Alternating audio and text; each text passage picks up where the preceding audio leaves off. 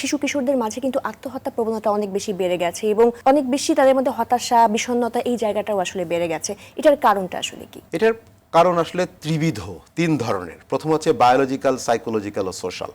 Biological বলতে শিশু কিশোররা যখন বেড়ে ওঠে তাদের শরীরে নানা রকম হরমোনাল পরিবর্তন হয়, দৈহিক পরিবর্তন হয়, বিভিন্ন কেমিক্যালের পরিবর্তন হয়, যেটাকে আমরা বলে থাকি তাদের আবেগের একটা ঝড় তাদের মধ্যে ওঠে। সেই হরমোনাল পরিবর্তনের কারণে, আবেগের ঝড়ের কারণে অনেক সময় তাদের আচরণ পরিবর্তন হয়, বিষণ্ণতা তাদেরকে গ্রাস করতে পারে এবং বিষণ্ণতা থেকে তাদের মধ্যে কিন্তু আত্মহত্যার প্রবণতা হতে পারে।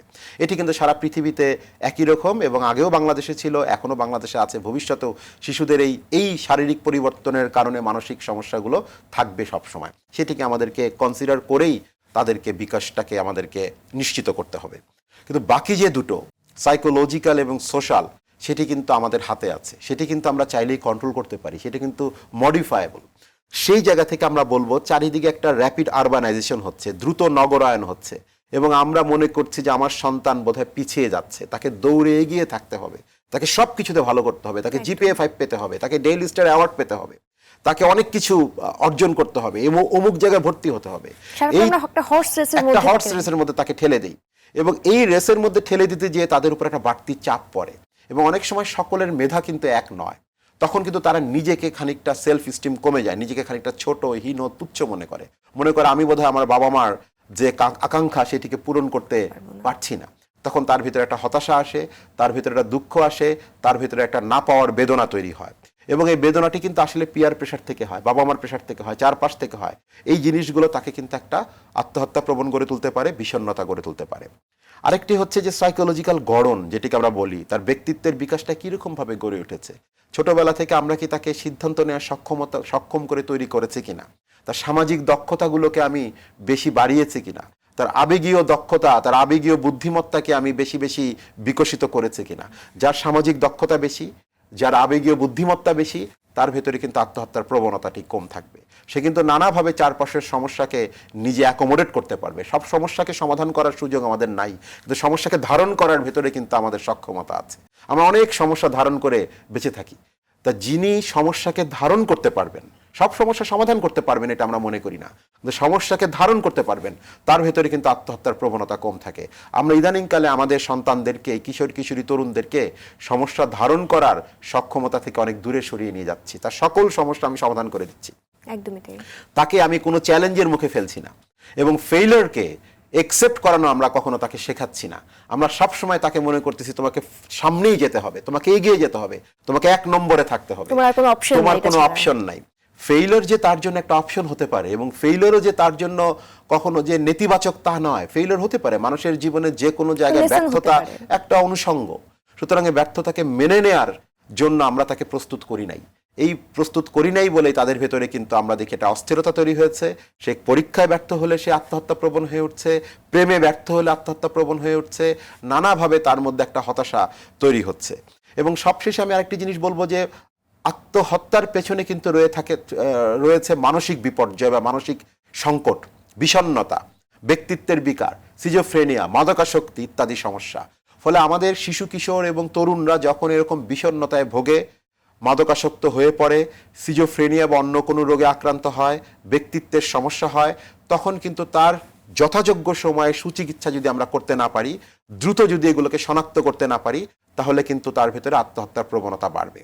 ফলে আমাদের সন্তানদের ভেতরে যদি এই ধরনের মানসিক সমস্যার কোনো লক্ষণ আমরা দেখে থাকি, তার চিন্তার পরিবর্তন, আবেগের পরিবর্তন, আচরণের পরিবর্তন, তাহলে কিন্তু তাকে দ্রুত মানসিক রোগ বিশেষজ্ঞের কাছে চিকিৎসার জন্য নিয়ে যাওয়া প্রয়োজন। তাহলে কিন্তু বহু আত্মহত্যাকে প্রতিরোধ করা সম্ভব হবে। অনেক ধন্যবাদ। সুতরাং এই পরিবর্তনগুলো সম্পর্কে আসলে বাবা মাকে সচেতন হতে হবে। আমরা যদি একটু জানতে চাই যে লক্ষণগুলো আসলে কি হতে পারে, বাবা মা কখন একজন মনোরোগ বিশেষজ্ঞের কাছে তার বাচ্চাকে নিয়ে যেতে পারেন? যখন দেখবেন তার সন্তানের আচরণটি স্বাভাবিক নয়, অস্বাভাবিক আচরণ করছে, রাতে জেগে থাকছে বেশি, দিনে ঘুমাচ্ছে বেশি, সকলের সাথে রাগ করে কথা বলছে, কারণে অকারণে ক্ষিপ্ত হয়ে যাচ্ছে, অনেক সময় আমরা দেখি ওয়াশরুমে যে বেশি সময় কাটাচ্ছে, হ্যাঁ, মোবাইল ফোনে বা এইসব ডিভাইস অতিরিক্ত আসক্তি থাকছে এবং সকলের সাথে এক ধরনের রূঢ় আচরণ করছে, খাবার টেবিল একসাথে বসছে না, মাকে ধাক্কা দিচ্ছে, বাবাকে ধাক্কা দিচ্ছে এবং মা বাবাকে সবসময় অবমাননাকার শব্দ দিয়ে কথা বলছে, তখন কিন্তু আমাদের একটু সতর্ক হতে হবে এবং তার ভেতরে কোনো না কোনো মানসিক সমস্যা আছে বলে মনে করে চিকিৎসকের কাছে নিতে হবে। দ্বিতীয়ত, আমরা যদি দেখি সন্তানের ভেতরে আবেগের পরিবর্তন ঘটছে, সে হঠাৎ করে বেশি মনমরা হয়ে যাচ্ছে, কারোর সাথে মিশছে না, একা থাকছে, সামাজিক অনুষ্ঠানে যাচ্ছে না, তার কোনো কিছুতেই ভালো লাগছে না। আগে যে জিনিসগুলো করে তার ভালো লাগতো, যে কাজগুলোতে তার ভালো লাগতো, মুভি দেখে, খেলা করে, গান শুনে, বন্ধুর সাথে আড্ডা দিয়ে, এখন তার কোনোটাই ভালো লাগছে না এবং সে নিজেকে গুটিয়ে রাখছে, লেখাপড়ায় খারাপ করছে, তখন আমাদের মাথায় রাখতে হবে তার ভিতরে বিষণ্ণতা হচ্ছে কিনা। অথবা যদি আবেগের অতিরিক্ত বহিঃপ্রকাশ সে করে, বিনা কারণে সে অতিরিক্ত খুশি হচ্ছে, বেশি বেশি খরচ করছে, নিজেকে অনেক বড় মনে করছে, যেটাকে আমরা ম্যানিয়া বলে থাকি, এরকম কোনো লক্ষণ যদি দেখা যায় আবেগের পরিবর্তন, তাহলে আমাদেরকে সতর্ক হতে হবে।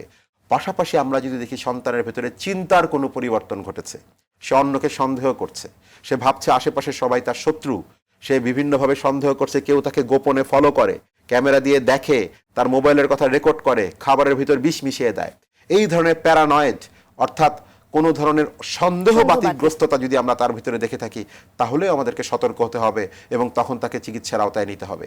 পাশাপাশি কোনো শিশু, কিশোর বা তরুণ যদি মরে যাওয়ার কথা বলে, আত্মহত্যার ইচ্ছা ব্যক্ত করে, সামাজিক যোগাযোগ মাধ্যমে মরে যাওয়ার কথা বলে ফেলে, বা মাকে বলে, বাবাকে বলে, বন্ধুকে বলে, সেটিকেও কিন্তু আমাদেরকে গুরুত্বের সাথে নিতে হবে এবং তখন কিন্তু তাকে চিকিৎসার আওতায় আনতে হবে। এই ক্ষেত্রে চিকিৎসা নেওয়ার ক্ষেত্রে কিন্তু বাবা মারা অনেকটুকু পিছিয়ে থাকেন, যে স্বাভাবিকভাবে আমার এত ছোট বাচ্চা, সাইকিয়াট্রিস্টরা সবসময় ঘুমের ওষুধ দেয়, আমাদের একটা মিথস আসলে আছে। তো সেই ক্ষেত্রে আসলে মনোরোগ বিশেষজ্ঞের শরণাপন্ন হতেও কিন্তু তারা অনেকটুকু দেরি করে ফেলেন। তো এই বিষয়টা যদি একটু বলেন। আমরা বলবো যে আমরা মনোরোগ বিশেষজ্ঞ যারা রয়েছেন তারা যদি রেশনালি চিকিৎসাটা দেন, তাহলে কিন্তু সবসময় যে একটি বেশি ওষুধ দেওয়ার প্রয়োজন হবে তা কিন্তু না, এবং ওষুধের পাশাপাশি কাউন্সিলিংও কিন্তু করতে হবে, যেটি সাইকোলজিস্টরা করে থাকেন, সাইকোথেরাপিস্টরা করে থাকেন। কাউন্সিলিংয়ের গুরুত্বও কিন্তু রয়েছে। আমরা বলবো যে রেশনাল এবং প্রফেশনাল যারা চিকিৎসক, তারা কিন্তু আসলে কম ওষুধ দিয়েই চিকিৎসা করেন এবং যখন প্রয়োজন তখনই ওষুধটা দিতে হবে, সেটি কিন্তু তাদের প্রফেশনালিজমের জায়গা।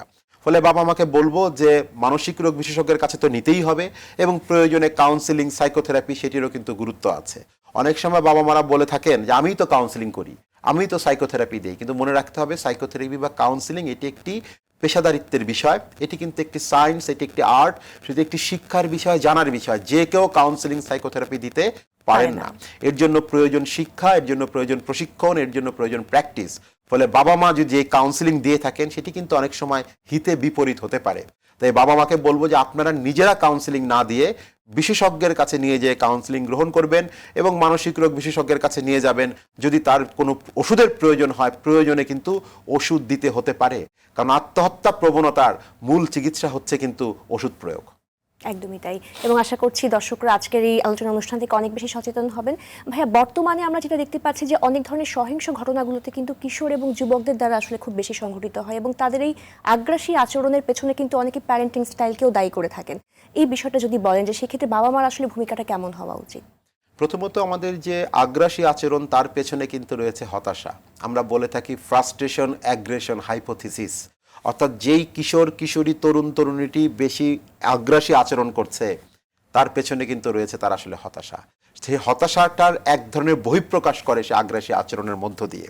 পাশাপাশি এখন চারদিকে কিন্তু কিশোর গ্যাং আমরা দেখতে পাচ্ছি, নানান ধরনের আগ্রাসী আচরণ তারা করছে। এর পেছনে কিন্তু পরিবার ও প্যারেন্টিংয়ের ভূমিকা খুব গুরুত্বপূর্ণ। পরিবার যদি অর্গানাইজ থাকে, সেখানে যদি পরস্পরের মধ্যে বন্ধনটা খুব দৃঢ় থাকে, তাহলে কিন্তু কারো পক্ষে এই ধরনের আগ্রাসী আচরণ করা একটু কঠিন হয়। বাবা মার ভেতরে যদি আগ্রাসী আচরণ না থাকে, সন্তানের ভেতরে আগ্রাসী আচরণ আসাটা একটু কঠিন হয়। এবং বাবা মা যদি নৈতিক জীবন যাপন করেন, সেই নৈতিক জীবনযাপন মানে অর্থ কিন্তু শুধু আগ্রাসী বা শান্ত জীবনযাপন নয়, নন আগ্রাসী বা শান্ত জীবনযাপন নয়। নৈতিক জীবনযাপন হচ্ছে পেশার সাথে তিনি কি নৈতিকতাটি বজায় রাখছেন কিনা। সন্তান যদি দেখে তার বাবা পেশাগতভাবে একজন অনৈতিক বা দুর্নীতিপরায়ণ, সেই সন্তানের ভেতরে কিন্তু নানান ধরনের আচরণের সমস্যা হচ্ছে এবং হবে। ফলে বাবা মাকে কিন্তু আগে নৈতিকতার চর্চা নিজের জীবনে, নিজের পেশার সাথে, নিজের পরিবারে করতে হবে, কারণ এটির বিনিময়ে, এই অনৈতিকতার বিনিময়ে তিনি কিন্তু তার সন্তানকে হারাবেন। মাদকাসক্তি এখন একটা সামাজিক সমস্যা হয়ে দাঁড়িয়েছে এবং দিন দিন কিন্তু এটা বৃদ্ধি পাচ্ছে। চাইলেও কিন্তু আমরা এটা আশপাশ থেকে এভাবে করে নিয়ন্ত্রণ করতে পারছি না। স্কুল কলেজের সামনেও কিন্তু এখন এই জিনিসগুলো খুবই অ্যাভেলেবেল। তো সেই ক্ষেত্রে একটা সন্তানকে আসলে কোন দিক থেকে বাবা মার, যদি মাদকাসক্তি প্রতিরোধের ক্ষেত্রে বাবা মার কি কি ভূমিকাগুলো আসলে পালন করা উচিত? আমরা মাদকাসক্তির ক্ষেত্রে তিনটা কথা বলে থাকি মোটা দাগে: সাপ্লাই রিডাকশন, ডিমান্ড রিডাকশন এবং হার্ম রিডাকশন। সাপ্লাই মানে মাদক আসবে না, ডিমান্ড মানে ডিমান্ড রিডাকশন অর্থ হচ্ছে মাদক সামনে থাকবে কিন্তু আমি গ্রহণ করব না। আর হার্ম রিডাকশন অর্থ হচ্ছে চিকিৎসা মাদক গ্রহণ করে ফেলেছে, চিকিৎসার আওতায়। বাবা মার দায়িত্ব কিন্তু পরের দুটোতে, ডিমান্ড রিডাকশন এবং হার্ম রিডাকশন। সন্তানকে এমনভাবে সামাজিকভাবে দক্ষ করে তুলতে হবে যে তার সামনে মাদক থাকলেও সে যেন মাদককে না বলতে পারে, যেন বলতে পারে মাদক গ্রহণ খারাপ, আমি মাদক গ্রহণ করব না। বন্ধুত্বের চাপে হোক, কৌতূহলে হোক, সে কখনো মাদক গ্রহণ করবে না। এই ধরনের নৈতিকতার শিক্ষায় সন্তানকে শিক্ষিত করতে হবে, তাকে এই চর্চাগুলো করতে হবে। পরিবারের ভেতর মাদক নিয়ে খোলামেলা আলোচনা করতে হবে। আমরা অনেক সময় খোলামেলা আলোচনা না করার কারণে কিন্তু সন্তানের মধ্যে কৌতূহলটা বেশি হয়ে যায়। সন্তানকে বলতে হবে এটি মাদক এবং এটি খারাপ, তুমি গ্রহণ করবে না। এটি গ্রহণ করলে তোমার শিক্ষা জীবন ব্যাহত হবে, সামাজিক জীবন ব্যাহত হবে। এটি নিয়ে লুকোচুরির জায়গা নাই, এটি নিয়ে পরিষ্কার খোলামেলাভাবে সন্তানের সাথে কথা বলতে হবে। এবং এর মধ্য দিয়ে ডিমান্ড রিডাকশনের জায়গাটি বাবা মা তৈরি করবেন। হার্ম রিডাকশন হচ্ছে সন্তান মাদক গ্রহণ করে ফেলছে, বাবা মা বুঝতে পেরেছেন কিন্তু চিকিৎসার আওতায় আনছেন না সামাজিক লোকলজ্জার কারণে। এটিকেও প্রতিরোধ করতে হবে। সামাজিক লোকলজ্জাকে বাদ দিয়ে সন্তান মাদক গ্রহণ করছে বোঝা মাত্র তাকে কিন্তু দ্রুত চিকিৎসকের কাছে নিয়ে আসতে হবে, চিকিৎসার আওতায় আনতে হবে। কারণ আমরা বলে থাকি আর্লি ইন্টারভেনশন বেটার রেজাল্ট। যত দ্রুত আমি সন্তানকে চিকিৎসার আওতায় নিয়ে আসতে পারবো তত ভালো করে তাকে আমরা মাদক মুক্ত করতে পারবো।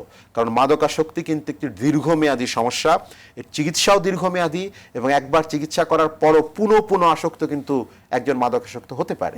তাই যত আগে আপনি চিকিৎসার আওতায় নিয়ে আসবেন পুনরায় আসক্তি কিন্তু প্রতিরোধ করা তত সম্ভব হবে।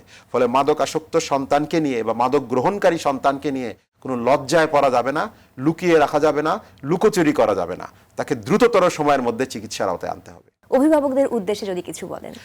আমরা বলি যে অভিভাবকদের উদ্দেশ্যে বলি সন্তানের যে কোনো আচরণ পরিবর্তন করার আগে আমাদের নিজেদের আচরণগুলো, বাবা মার আচরণগুলো পরিবর্তন করাটা জরুরি। সন্তানের অনাকাঙ্ক্ষিত আচরণ পরিবর্তন করতে হলে বাবা মার পরিবর্তনটা খুব জরুরি। আমরা যেন সেই জায়গাটিকে বেশি গুরুত্ব দেই। সন্তানের দিকে ফোকাস করার আগে নিজের দিকে ফোকাস করি। আমার আবেগটি কীরকম, আমার আচরণ কীরকম, আমার চিন্তাটি কীরকম। আমি পরিবর্তন হলেই আমার সন্তান পরিবর্তন হবে।